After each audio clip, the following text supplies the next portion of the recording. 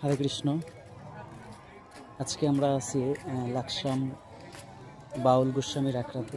এখানে হাজার হাজার ভক্তের আগমন। বছরে এই একটা দিন। দেখুন সমাধিগুলো কত সুন্দরভাবে তৈরি করা হয়েছে। আমাদের মৃত্যুর পর কিন্তু এইভাবে এখানে মাটির সাথে মিশে যেতে হবে। দেখুন গাড়ি দিয়ে অনেক ভক্ত এসেছে দূর দূরান্ত থেকে।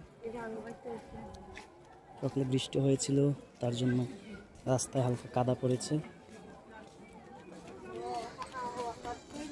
আমি আপনাদেরকে ভিতরে দেখানোর চেষ্টা করছি।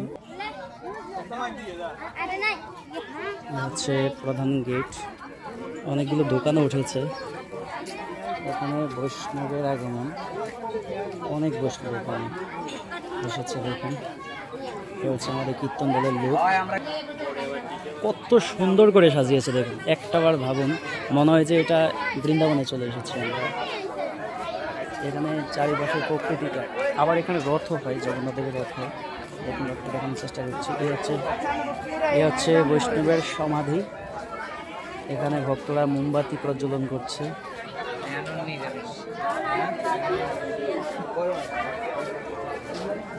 ভালো লাগছে এই জায়গাটাতে এসে। আমি জানতাম না আমাদের লাকসামে এত সুন্দর একটি মন্দির আছে। এখানে ভক্তরা এখনো আসা আরম্ভ করেছে। এই জায়গাগুলি পরিপূর্ণ হয়ে যাবে আশা করি। মধুর বৃন্দাবনে কীর্তন চলছে, ভক্তরা কীর্তন শ্রবণ করছেন।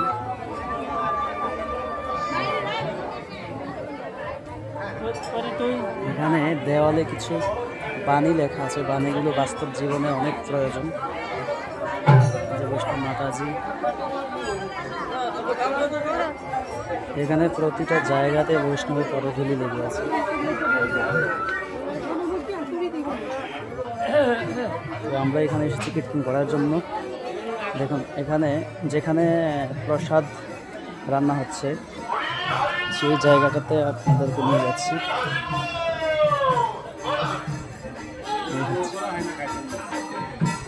দেখুন অনেক অনেক অনেক প্রসাদ আছে।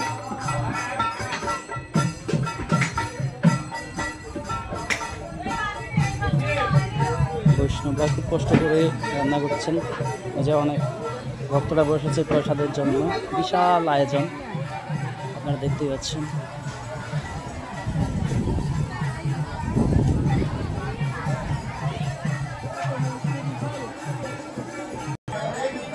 আমরা এখানে কীর্তন করার জন্য এসেছি। দেখুন আমাদেরকে কোথায় জায়গা দেওয়া হয়েছে।